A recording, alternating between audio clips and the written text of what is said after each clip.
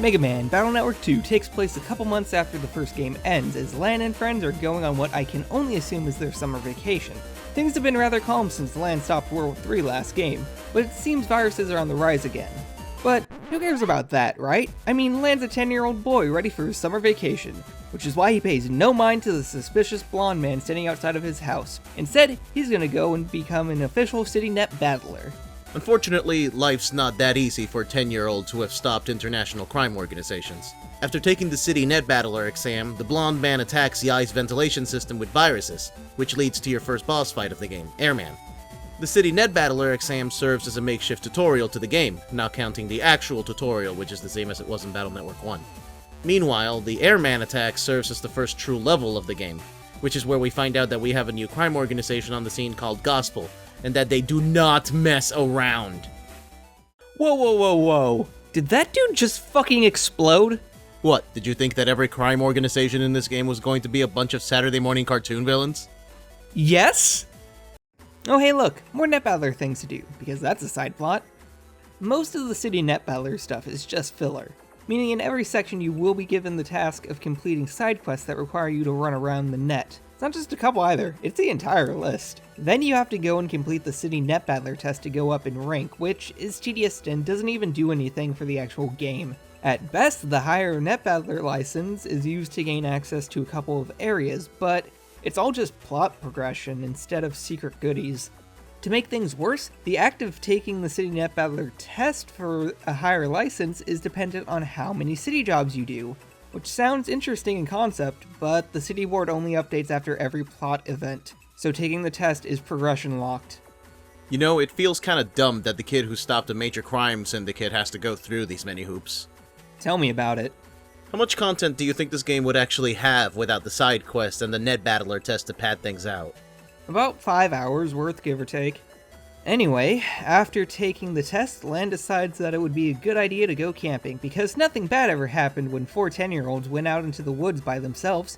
Nope, absolutely nothing. Oh, and Chad is there because reasons. Those reasons being a literal bomb threat made to the dam next to the park, because Gospel apparently really likes to solve all of their problems with terrorism. This leads to Chad and Lan, but really Lan because player character, searching for and deactivating 4 detonators, with the last one leading to a boss fight with Quickman and his Gospel operator. The one guy with a unique character model in the whole park! Seriously, how did no one see this coming? After the camping trip, Lan ends up finding a battle chip attached to a balloon that contains a message from someone in Yumland where, and I quote, "all the delicious food is." Way to stereotype there, Lan. Thus, giving Lan the perfect idea to go to Yumland, but of course the game throws more filler at you that you are required to do in order to move on to Yumland. I hope you enjoyed running around for over an hour completing various side quests, because that's what you get to do here. Unfortunately, this is a problem that the game severely suffers from. There's an interesting and compelling plot to be found here, but it's muddled under so much filler and padding that it might as well be suffocating under a pillow. Every area you go to has some form of plot attached to it, even if it's minimal. But there's no guarantee that you'll even be a part of it, and Yumland's a good example of this. Once you go through the completely arbitrary task of doing city jobs to be able to get a higher CityNet Battler license so that you can actually get to freaking Yumland, all it does is give you new enemies to fight, culminating in a fight with Cutman in Yumland's Net Square. Which seems interesting, until you realize that Cutman has no bearing on the plot. He's really just there to give you someone to fight, while Shadow Man is facing down the King of Yumland, asking for some kind of plot-relevant program, except the King won't give it to Shadow Man, so he just kills him. It's a shame because these villains are actually interesting and compelling and do things that an actual crime syndicate would do to get their plans moving. But Lan and Mega Man are so uninvolved in the plot aside from literal random coincidences like the guy at Yai's house, the bomber at the park, and the pen pal from Yumland. Oh, right, that someone from Yumland who sent the balloon was just some random net navvy that serves no other purpose to the plot. So that was literally pointless. You, got that out of your system? Look, I'm not going to sit here and explain every plot element when the game doesn't actually care enough to put my character in the goddamn plot!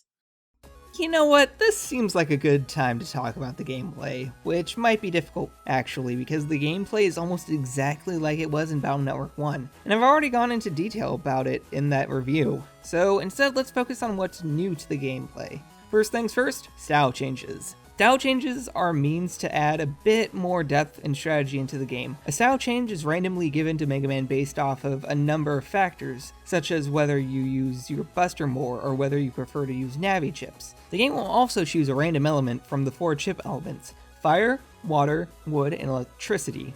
I ended up getting water custom because I used battle chips more often than anything else. I got Elec Guts because apparently I like to shoot people in the head. The add chip function has also changed from the first.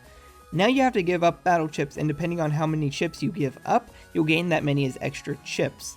You can also now run from viruses using the L button instead of relying on the escape chip.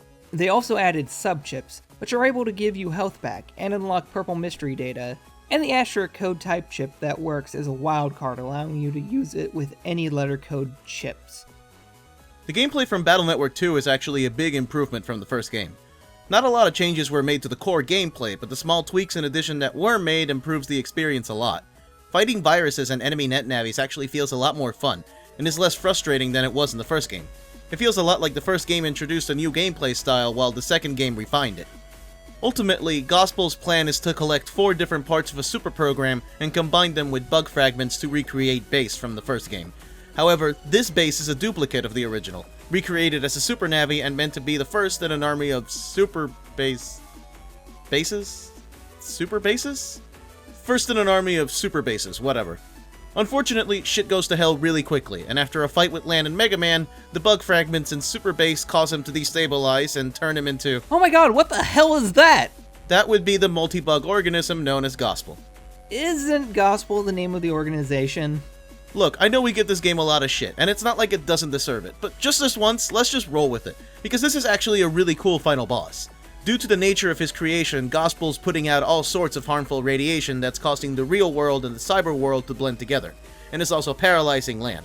So to fight Gospel, Lan goes into full synchronization with Mega Man, controlling him through thought and emotion. Between that and the stakes involved, this is actually a really good and somewhat emotional fight. Especially when you find out who the actual leader of Gospel is.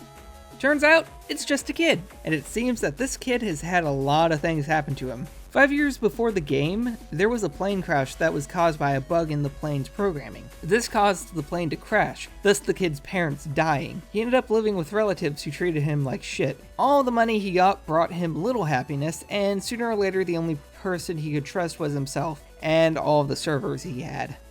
That kind of gets down to the theme this game's trying to push, that being that life isn't fair, basically.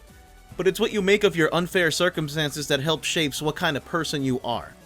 So Lan tells the kid that after he's atoned for all the horrible things that he's done, that they will definitely be friends. But no, really, fuck this kid. People are dead, man. I mean, the game starts with a goddamn suitcase bomb and people fucking die because of it. Because of this kid. What the fuck is wrong with you? Now, I wish I could say that's where the game ends, but it doesn't. We end up seeing a scene of Lan and his friends camping. During said camping, Lan learns from his dad that Gospel's leader might have been controlled by someone else, and that there's still much work to be done. We end up seeing Base as he talks about a human who was controlling Gospel, and how he will pay for creating inferior copies of him, thus setting up for Battle Network 3. Starting off, Battle System is one improvement that was needed and adds a bit more ease to the game. The story, while messy, pulls it all together at the very end and really brings this game above the first for me. Everything else that I enjoyed about the first Battle Network has returned, meaning I don't have a lot that I can talk about for pros. So, time for the cons. The side quests are very much unnecessary just because most of the story feels like filler. The story can't seem to make up its mind at times, and doesn't prepare us at all for certain events, such as when all of our battle chips not in a folder get taken away. I wasn't really invested until the fight with Gospel, and by that point, the game was over. Overall, it's a good package. While a lot of these individual elements don't hold up to scrutiny, the package as a whole is a fun and enjoyable experience. Everything from the first game carries over, whether it's good or bad. However, the tweaks to the battle system and the more compelling villains make this a better entry point for the series than the first game, or at least that's what I think. Fuck the side quests though? Yeah, fuck the side quests. Hey guys, thanks for watching this video. If you enjoyed it, well, check out some of my other videos. Also, big thank you to SuperGamesBuster who helped out with this video and shared his thoughts and whatnot. If you want to see some of his content, then click one of these fine videos right here in the end slate. Don't forget to hit that subscribe button if you want to see videos like this and more as soon as they come out. Anywho, I'm GbcTyler, and I'll see you all next time. Bye!